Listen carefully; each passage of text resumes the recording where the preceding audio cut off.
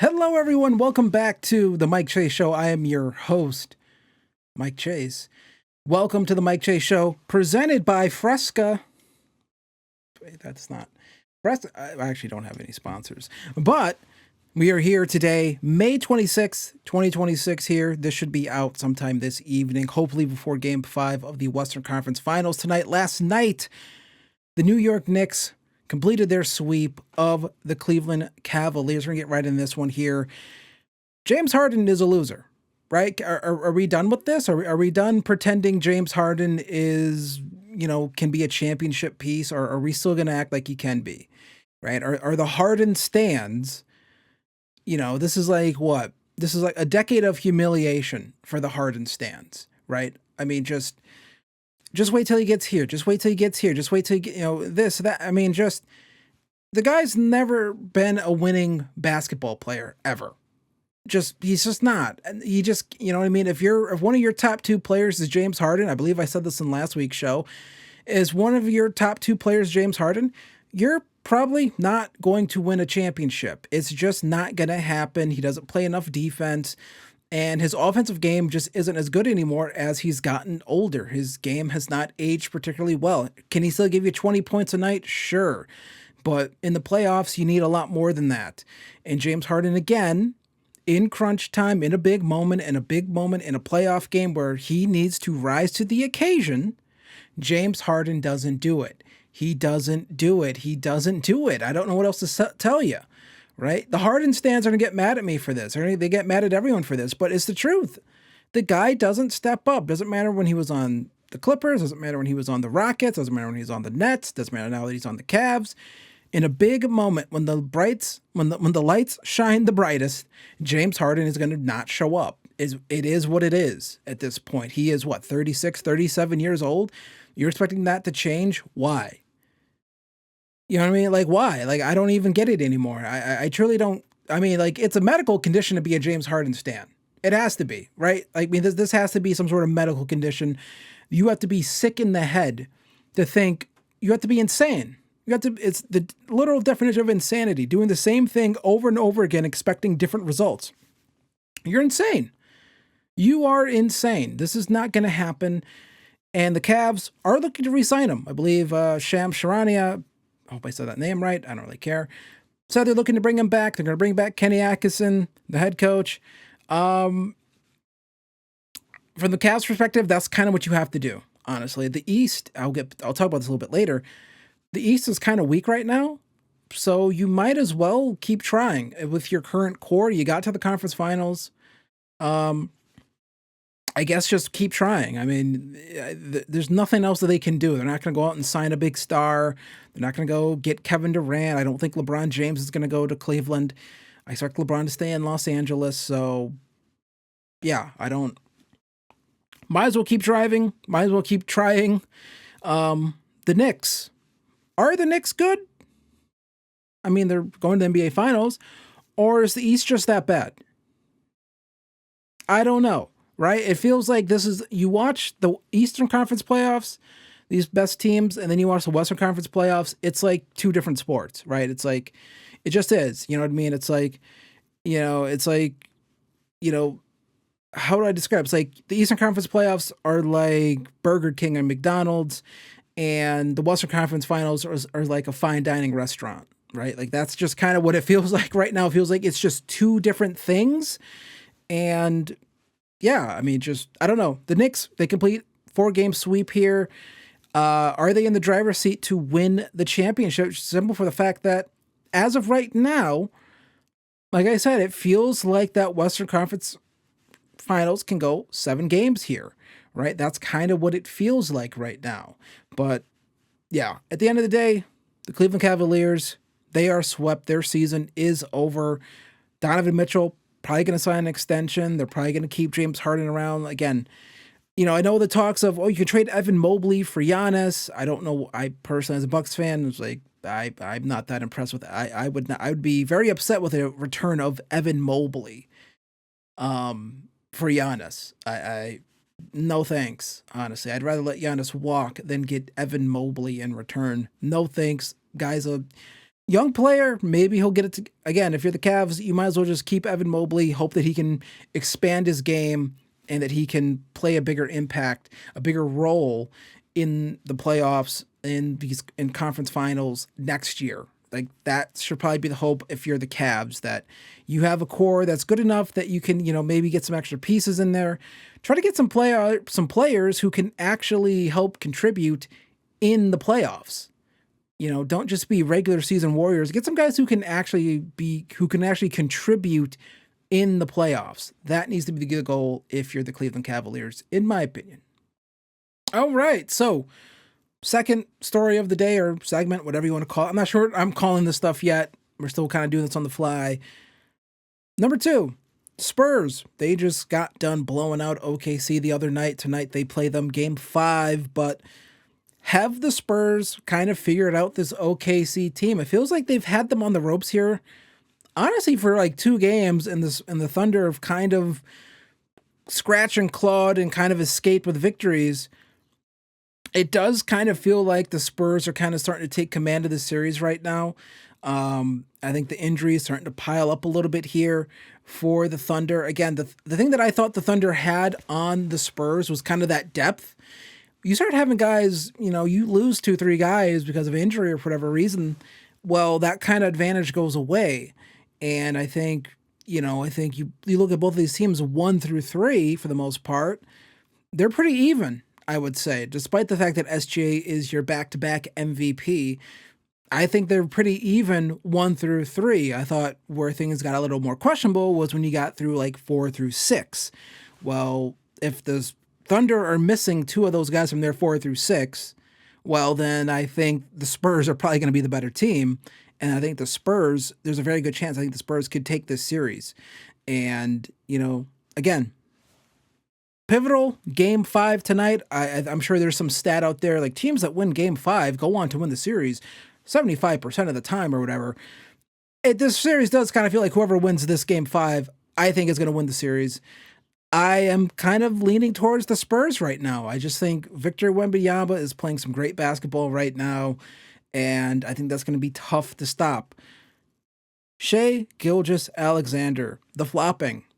This is getting embarrassing. And, I don't get why the league just doesn't, release a statement like, hey, this is very much not what the rules that we put in place are intended to reward or whatever. But the flopping has to stop. This guy is falling to the ground on every jump shot. It's just every single jump shot. He's on the ground, flailing around. That has to stop. I can't believe the league has not. He's still getting to the line doing it too. It's weird because he doesn't have to do this. He is a really good shot maker. He's a very good player, but he is just becoming known for this flopping stuff. And, I feel like this is the sort of stuff that, again, I think kind of tanked James Harden's PR. I think a lot of people kind of roll their eyes that James Harden went back when he was having his run and he was kind of doing, some of this stuff. I think SGA at his peak is a better player than James Harden is. I think there's a lot more, ups. SGA has won a championship, for Christ's sakes. James Harden hasn't even sniffed the finals since, he was on this Thunder team, what was that, 13, 14 years ago? So, again, SGA, great player, but the flopping has to stop. It just has to, it's not enjoyable to watch. This team the Thunder should be like the superstars of the league, these rock stars, and they're not. People loathe watching this team. People want to see this team go down. They are that unlikable with all the flopping and just, it's not fun to watch. The foul baiting, it's not good, and the league does nothing about it. I don't understand it. People clearly don't like it, and the league's just like, well, people are talking about it on Twitter, so isn't that good enough? It's like, no, we're complaining about it on Twitter. Get this out of here, right? Unless they're going to embrace the villain role, which no one does anymore. It feels like no one in sports wants to embrace being the villain. Nobody wants to wear the black hat, if you will. Nobody wants to do that anymore in sports. I think in general, I think you look across sports, nobody wants to be the villain, which I don't get, honestly. I mean, you can make a lot of money doing that, honestly. I think it's good in sports to have villains, if you will. Kind of have the proverbial bad guy to play the heel. I'll borrow a term from professional wrestling. But yeah, the flopping from SGA, it's annoying and it's not good because you watch it, it's like you don't have to do any of this. That's the thing that makes it so weird. I feel like what's happening is like their game is so predicated on trying to draw these fouls and trying to, get these just flops and things like that, that eventually, as we get into the playoffs, eventually, like refs probably are going to stop calling that just because, the Thunders or the Spurs players and coaches are probably going to get on the officials like, hey, what do you like? Stop. And they're going to be like, yeah, you know what? You're right. They're going to start kind of letting that influence them a little bit and they're going to stop calling that stuff. But they got to lock in tonight if you're the Thunder. Got to win these next. Of course, you have to win these next two. But, you get what I'm saying, right? I just feel like they got to lock in here. They got to try to get out of here. I feel like, despite them only making one run to the finals, winning the championship, I feel like this team, you're not going to believe they're put down, nail in the coffin until you finally put them down and put the nail in the coffin. And I think the Spurs, I personally think they could go a long way in doing that. Of course, they can go a long way. I mean, they'd win 3 games and then, one game closeout in game 6. I personally think that's how it's going to go. I think the Spurs are going to win tonight, and I think they're going to close them out in game 6. Personally, I think the Spurs have figured this team out, and I think Wemby is just. I don't think there's anyone on that Thunder team that can match Wemby. Now, what does that do for next season if you're the Thunder? I don't know, right? Do they kind of pull that ripcord? Right? They still have a lot of assets. They have some young players. I think it's one of those situations where if you're I had to get something off my face there. If you're the Thunder, do you kind of pull that break glass in case of emergency, that Giannis trade? Right? The Thunder have some interesting assets to make that happen. And if they get bounced here in the conference finals, do they pull the trigger to make that trade happen? Do the Spurs, if they get bounced, do they make that happen? Again, we're getting to the point where some of these teams, is it an emergency? In case of emergency break, you can there's some assets here where you can make a run at that. The Thunder would be a very interesting situation where you go and get Giannis and you kind of hope he can kind of match Wemby a little bit. You kind of get that defensive force, that offensive force that Giannis is. And you kind of try to match that with Wemby in the West if you're the Thunder. I mean, that would be the one move that I think they could make. Because I don't think Chet Holmgren is going to take his game to the level that Victor Wembanyama is at ever. I don't think he has the athletic tools, the God-given gifts that Victor Wembanyama has. I think Chet Holmgren is a very good player, but he's not Victor Wembanyama. Neither is Giannis necessarily, but he is maybe the closest guy there. And he still has some good years left, I think, right? He's not over the cliff yet. It's getting there. The injuries starting to pile up, lower leg, soft tissue injuries, but he probably still has at least another 2-3 years of tread on him. If you're the Thunder, that's your window these next 2 to 3 years. I mean, it just is. So maybe that's the move that the Thunder make. We'll see what happens, but I can't wait for the game 5 tonight. I think it's going to be great. And we have a little bit of college news here. I guess I'll dabble in anything on this, but the NCAA has denied Brendan Sorsby a reinstatement. He is the quarterback from Cincinnati, transferred to Texas Tech.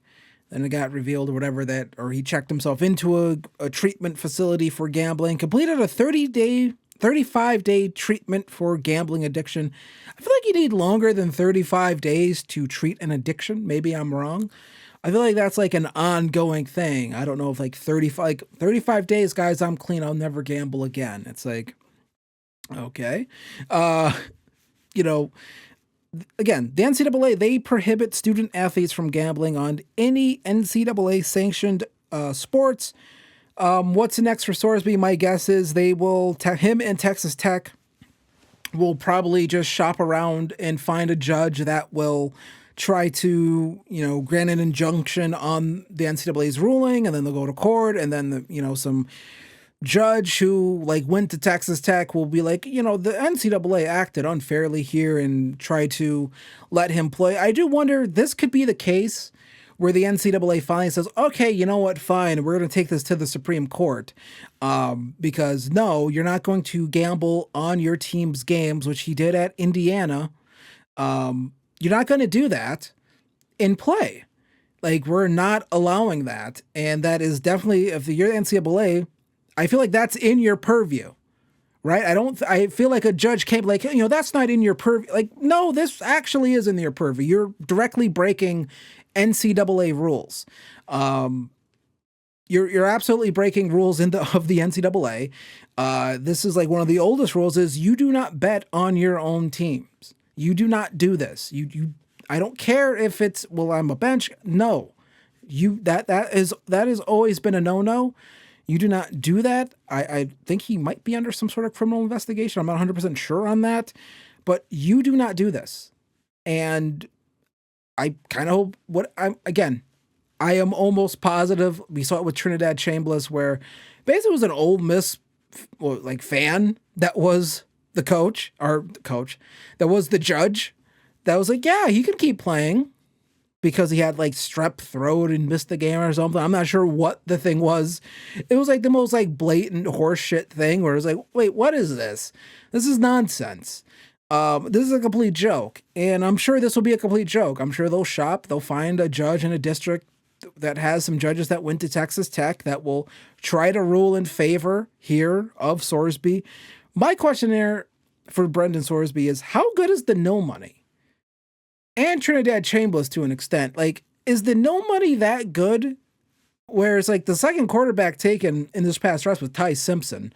If we're going to be honest, Brendan Sorsby and Trinidad Chambliss, I thought, for the most part, as prospects, probably rated a little bit higher than Ty Simpson, right? I think these are two guys, but we'll focus on Sorsby here, who probably could have potentially, most likely, been in a position, I think, to have at least been possibly a discussion could have been had about one of these guys being the second quarterback off the board, right? Does that change how the draft goes, right? If you're the Jets, if you're the Jets, it's hey, maybe we take Brendan Sorsby. If you're the Cardinals, do you take Brendan Sorsby instead of taking Jeremiah Love? You know what I mean? I think there's a real conversation. I think Sorsby, if he actually got into the draft process and actually went through the combine and all the other stuff, worked out for teams, pro day, all that other good stuff, I think there's a very good chance he could have been the second quarterback off the board once he went into the process. Same with Trinidad Chambliss. Once you go into the process, who knows what can happen, right? So, I don't know. I feel like some of these guys, they don't want to go to college because of the nil money, but it's that makes sense, I think, if you're a running back, if you're a linebacker, if you're the offensive lineman, defensive tackle, all that other stuff, you're not a for sure first round guy. But if you're one of these quarterbacks and you're just hey, if you're kind of getting that, maybe late first round, day 2, and you're not even going through the process yet, well, if it's a weak class, and if you actually just go through the process, there's a very good chance you could be a first round pick. And I'm sorry, I don't care how good the nil money is. First round quarterback money is better than nil money. It just is. So I don't understand this, why these two guys, Trinidad Chambliss, Brendan Sorsby, just resisted going to the NFL so hard. It's dude, if you actually go into the draft, you might be a first round pick. What are you doing? It doesn't make sense to me, honestly. I feel like there's just too many bad advice some of these guys are getting, too many uncles and stuff. I don't know what it is. Some of these guys just go to the NFL. Go to the NFL, get paid a bunch of money. I don't get it. I really don't understand it. And that first round quarterback money is a lot better than I'm sure what some Texas oil guy will give you in nil. Maybe that's just me. Maybe I'm wrong. I don't know, but that's the way I feel about it. Sorsby, he'll probably eventually play. To circle back from what I just said at the start, he'll probably end up playing. Like I said, they're going to find a judge that's going to be you need to let him play for whatever reason. Maybe the NCAA, this will be the case where they finally do kind of take it all the way up to the Supreme Court, maybe get some reaffirmation on like, no, the NCAA can kind of kick you out and say you can't gamble on our games. This isn't a case of, there's some weird COVID thing and age and things like that. Like, no, the NCAA, like, my guess is, to me, it seems like the courts, I don't know about necessarily the courts, but it does seem like, Congress at the very least is interested in kind of re-giving back some power to the NCAA here. I think that'll take too long for Congress to get involved in this case, but I think the Supreme Court absolutely could get involved. I mean, it could be an emergency thing. But yeah, Sorsby, I personally expect him to play, just because, they'll find some corrupt judge in Texas and, that'll rule in favor of Texas Tech and Brendan Sorsby. But yeah, there's that. And we still have more college football news here. And this one actually is about the college football playoff. I believe big meeting is going on right now, and it just seems like we are going to get expansion, which I think most people, whether you're a big time college football fan, whether you're just kind of like, you kind of tune in for like the real big games, those big matchups, you tune in for those. No matter, maybe you only watch games of your alma mater, or you only watch games from the team in your state, or just whatever. I think everyone can agree that the college football playoff doesn't need to be expanded to 24 teams, right? I feel like most people would agree 24 teams is way too much, right? I think most people felt like even 12 is kind of pushing it. And if you were going to expand it, I think 16 at the most, right? But 24, I mean, like, what, you're going to have like 10 SEC teams in there? Because we all know that the SEC is the most overrated conference in all of football. It just is. I say that just because of the fact that, every year there's always like one of those, it's always like Missouri. I feel like, I'm sure there's going to be some Missouri fans. If they ever see this, they'll be angry at me for saying it, but I just feel like Missouri is one of those like classic SEC teams that just gets overranked every year.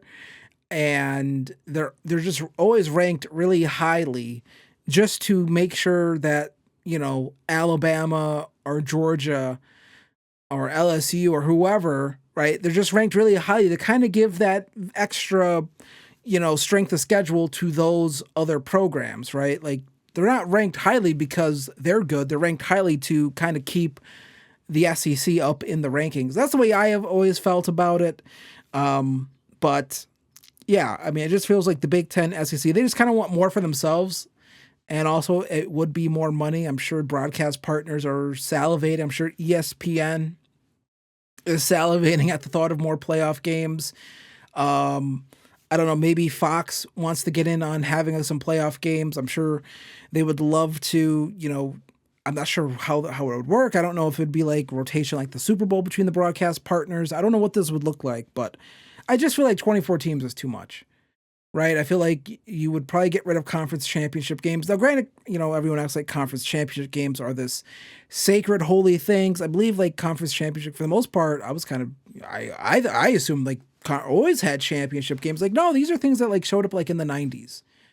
Like they showed up like late in the 90s, honestly.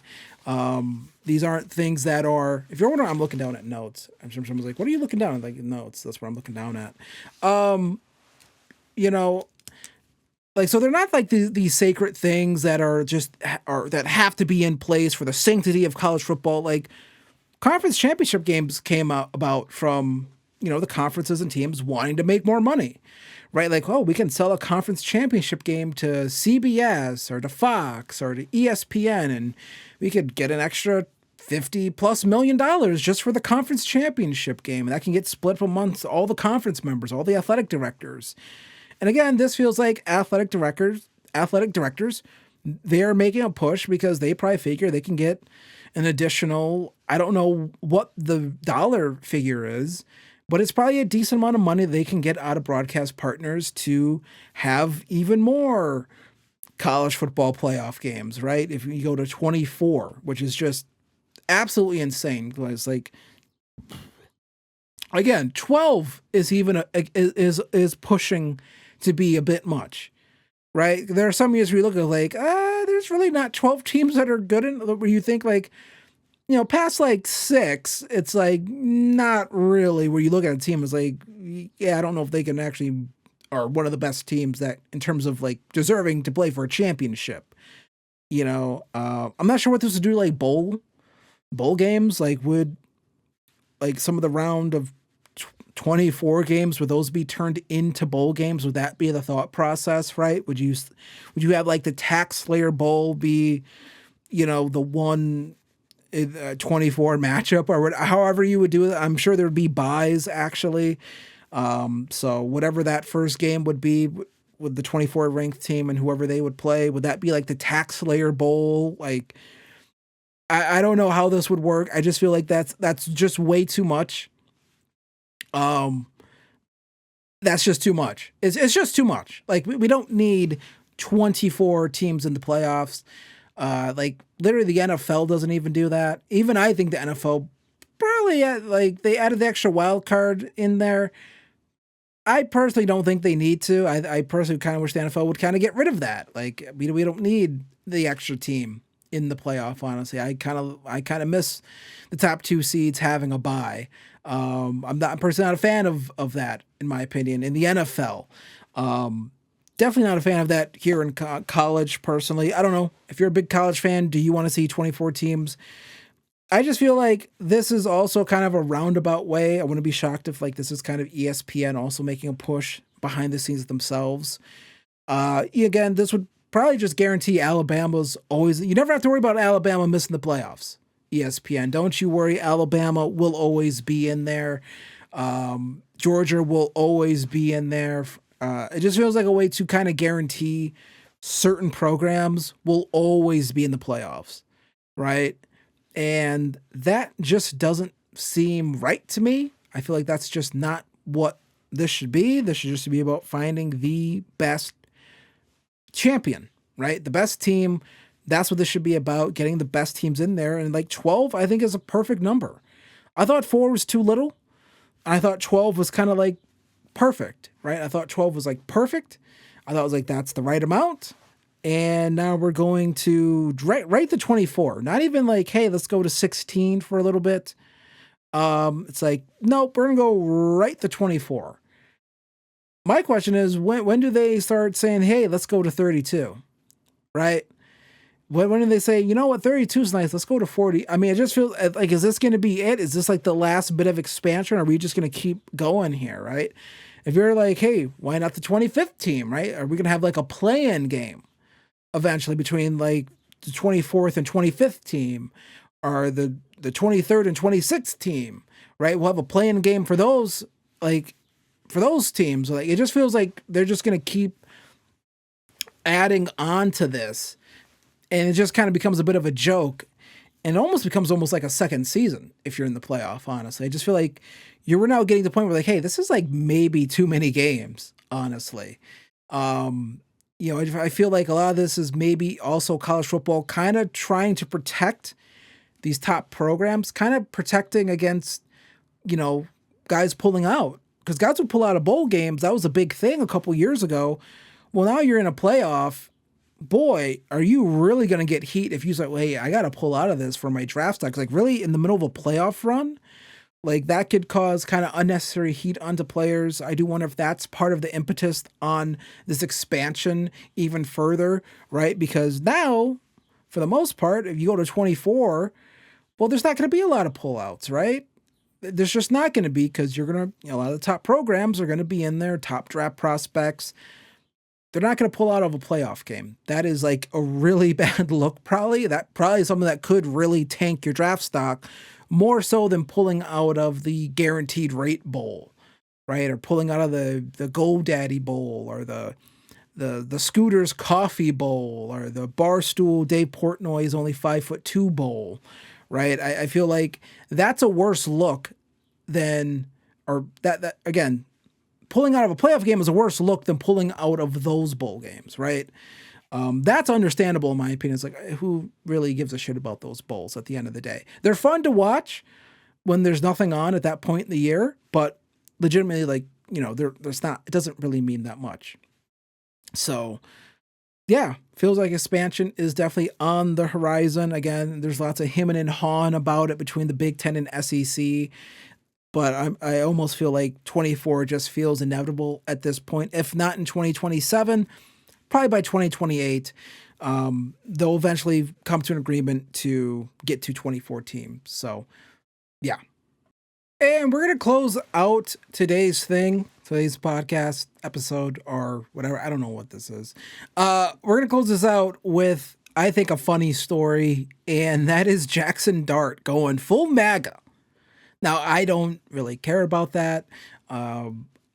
Whatever floats your boat, do what you want. But, this is really different than I think some quarterbacks and players where their political leanings have been like guessed, right? Some players, like people have guessed what their politics are or have had a thought about what their politics are based on whatever their personal opinions on certain things are. It's one thing, I think, for that. It's another thing here where you openly go on stage and welcome the current president.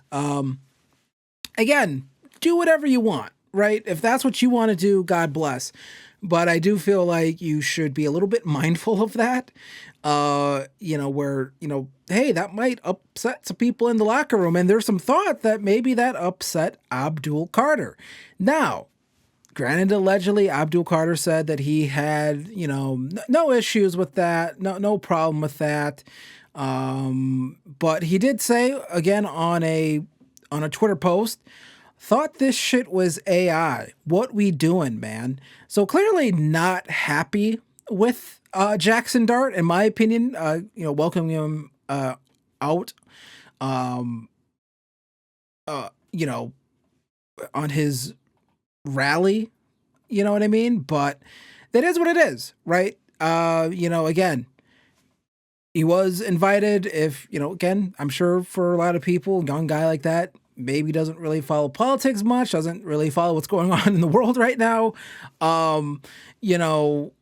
Maybe just, well, hey, the president invited me. That's really cool. And that's the only thought he had about it, right? That's the only thing he, like, oh, the president, sure, yeah, I'll go do that. But I do feel like when you are the starting quarterback, when you are the face of the franchise, you do have to be mindful, I think, of how your personal choices in your personal life, even as fair or foul as it is, that does kind of have an effect on the rest of your team because they're going to have to, answer for it, things like that. So again, he's a defensive guy. It's not like he's on the field with Jackson Dart, so I don't think it's something that, you know, again, it's not like he's playing alongside of him or anything like that, or anything. So it's not really something like that. I doubt it'll really matter that much. This is one of these things that we talk about in May, June, before the real part of the NFL season kind of catches up with us. But again, just kind of funny, I think, honestly, going out on stage with the president of the United States. Again, that is, I guess, like I said, if you're someone who doesn't like follow politics and all you know is that it's the president, cool, right? Then you're going to happily accept that offer and go out there and welcome him to a rally. Yeah, but it's just, I have to say, I do wonder how that's going to affect. I actually think that's the more interesting thing about this. How is that going to affect certain media members' coverage of Jackson Dart as we get into this upcoming football season, right? You know who I'm talking about. You know the media personalities who, they have no problem letting their political opinions be known. They have no problem telling everyone their political opinions, but they don't really like it when athletes like Jackson Dart share their political opinions. Then it's like, well, you're uninformed, you're this, you're that, you're all these other things. But when they share their political opinions, they always come from the right place, right? I'm talking about kind of like Aaron Rodgers, honestly, I think, right? We've seen how not even think he necessarily shared anything like really hardcore, in my opinion. I don't think he did. Like I don't even think like I've seen him be accused of being like MAGA, which I don't think he's ever come out and publicly supported Donald Trump or anything like that. Again, most of these athletes, I don't think they follow politics that closely as, let's say, like a journalist does, like a Dan Lebitard does, like a Mina Kimes does, where they clearly are really into politics along with, their job in working on sports and covering sports and things like that. But they clearly, they spend their free time, I don't know, watching MSNBC or watching CNN, right? Reading the New York Times or the Washington Post, right? If you don't know anything about politics or anything like that, those are very left leaning publications, right? And those two people I mentioned are very left leaning people. I'll be interested to see how the NFL season goes as the Giants play games. I'm going to be looking for, because I definitely want to see how the coverage of Jackson Dart changes or doesn't change based on him, welcoming out the president of the United States. Because I think it will. Personally, I think these are people who don't know how to leave their politics kind of at the door when they coming back to their normal day job, which is covering sports. They kind of, I think, conflate the two things and try to, have their cake and eat it too. They want to be able to talk their politics. They want to be able to, I think, push their politics. And they don't necessarily like it when, I think, as athletes kind of push their politics if it's something that kind of runs counter to what they believe in, right? If Jackson Dart came out with Zoran Mamdani, the mayor of New York, and a teammate expressed an issue with that, would the Dan Lebitards of the world, would the Mina Kimes of the world, would they be criticizing Jackson Dart for, endorsing or, associating himself with Zoran Mamdani? Or would they be more, how can I say, would they be more supportive of Jackson Dart inserting himself in the political world in that way? Right? That's something that, you know what I mean? I think that's a legitimate question to ask, right? I don't think you can have the situation where, again, I feel like we've seen them do this a lot, where they're okay with one thing, but they're not okay with the other. I feel like you have to be okay with, anyone doing whatever they want. If someone wants to go out on stage with Zoran Mamdani, go on stage with Zoran Mamdani. That's your personal politics. You're doing that on your free time. Go ahead and do that. That is 100% something that if that's kind of who you believe in politically, go ahead. Like, I don't think you should, I do think you have to be prepared for the fact that maybe some people don't like that, especially if they're a polarizing figure. And they're going to see, and here's the thing I think that's interesting. They would probably say, well, there's nothing polarizing about Zoran Mamdani because he does this, this, and this, and he's so great. It's like, okay, that's because he's on your side. He's on your political spectrum. That's what you support. You support that side of political spectrum. Jackson Dart, maybe he supports that side of political spectrum. You have to be able to have both. Right? I feel like that's the only fair thing is, hey, do what you want. Believe in, vote for who you want.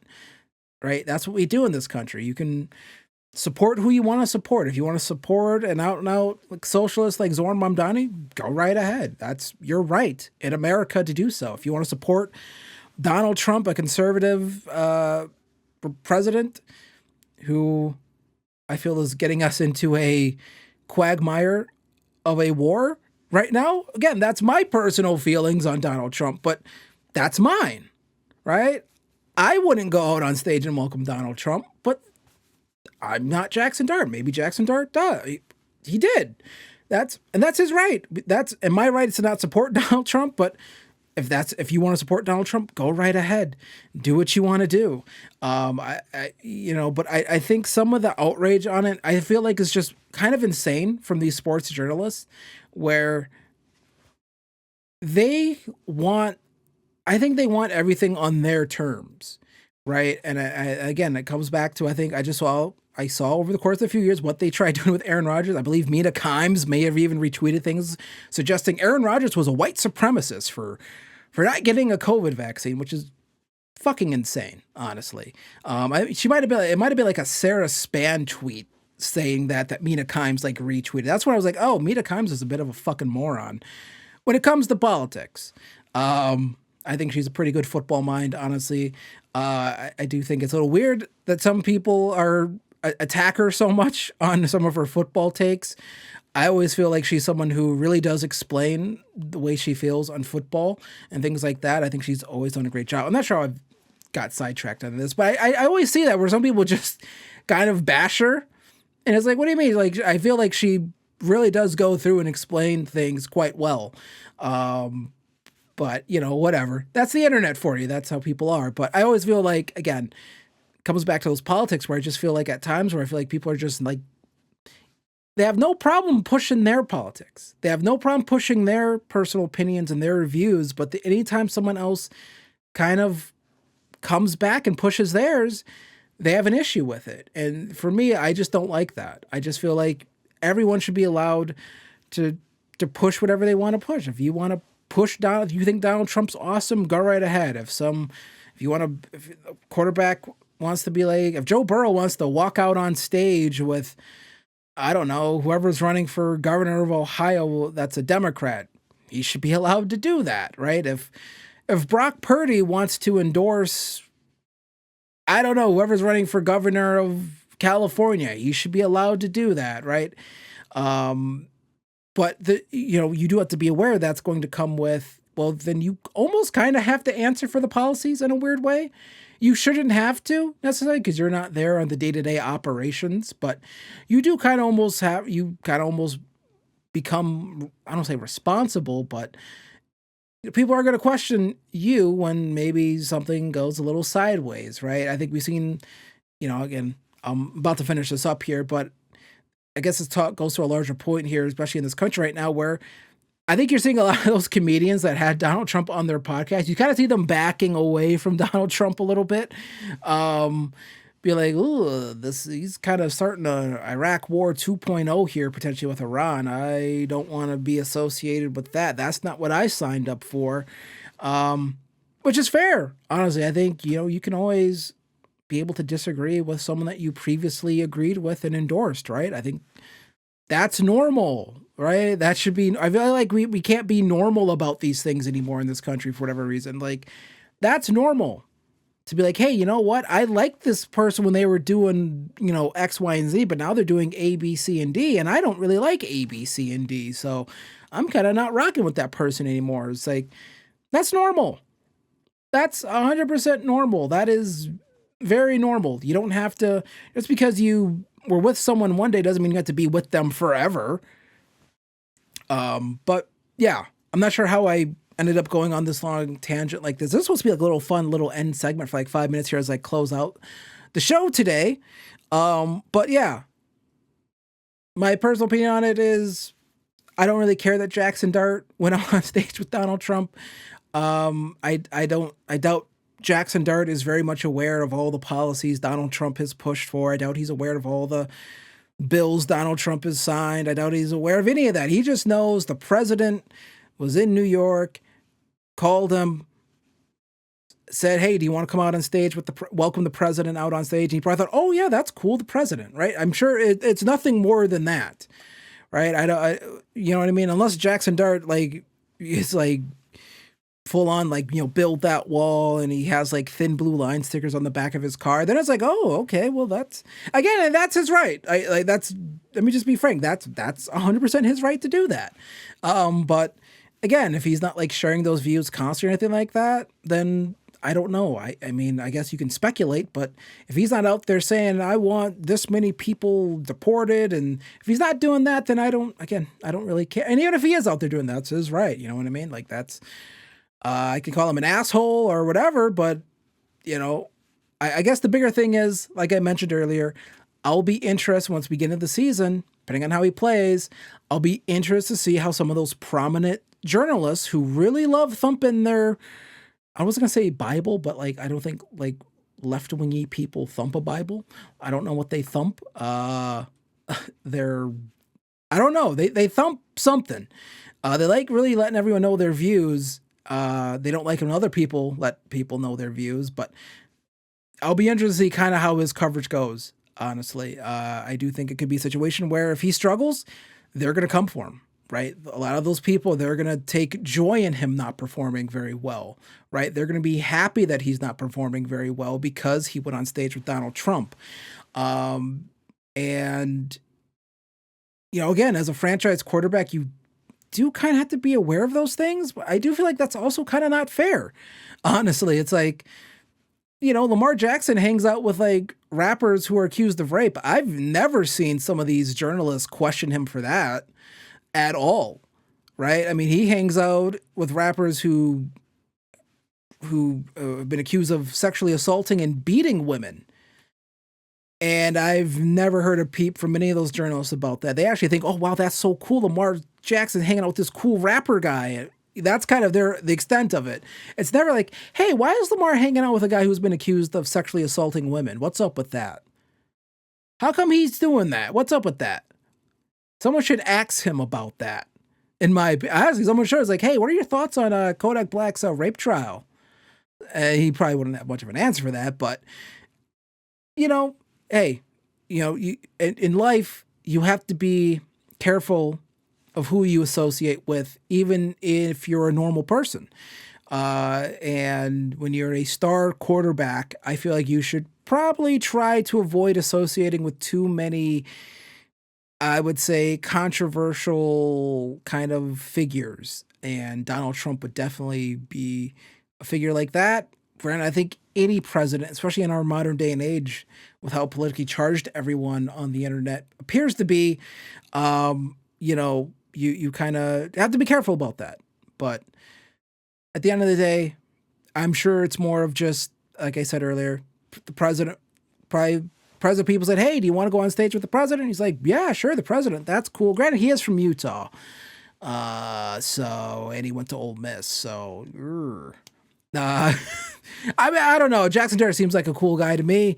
Granted, it's kind of like, what did you expect? I do have to say some of this stuff, like some of these players where people get confused. Like I see these like hockey players and like baseball players and, some football players is like, and you see where they're from and it's like, they're from like Nebraska or Utah or Minnesota or not even from like Minneapolis. Like they're from like Duluth or something like that. And it's like, what sort of politics did you expect them to have? Do you what did you think? Do you think they were going to sit there and watch an Hassan Piker stream with you or something like that? Like, did you think they were going to, I don't know, go stump for Kamala Harris with you or something? And it's like, seriously, it's like, I don't know. Some people, they need everyone on the team on the sport they like and team they like they must think that they must have like all the same opinions or something. Like that's not how it works, kids. That's not how it works in life.